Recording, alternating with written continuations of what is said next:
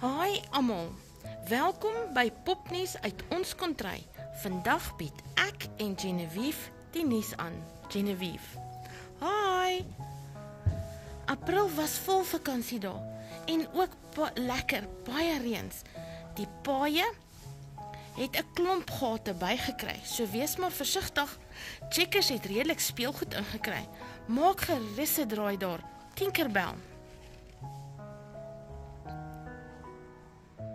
Gemaak is natuurlik ons tema wat die 5de Mei moet op vir mermaids, so dis 'n verrassing.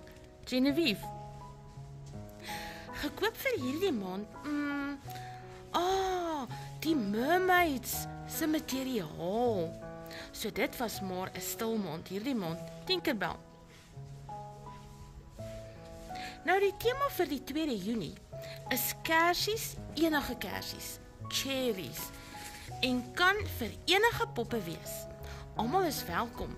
Movies kan enige tyd gelaai word op die 2de Junie. Genevieve. Kom ons ondersteun mekaar se kanale ook. Die ander kanale het ook lekker uitdagings. Marna en Dorrie het Hi Bobby, Amaya Rein en nog vele meer. Tracy het Show and Tell Wednesday. En daar is nog ook Show as Your Elves en vir jou boydels is ook uitdagings. Terry Jeanette het ook oulike temas. Natuurlik elke laaste donderdag van die maand is Popnuus en ons temas, wat dan ook genoem word Tinkerbell. Sjoe, dis 'n mondvol, maar as daar nog nuus is vir ons, los dit in die comments hieronder. Besoek ook al die ander kanale wat ook vir julle nuus het. Gauteng is redelik stil en Noordwes is aan die gang, moet net nog by alles uitkom. Van my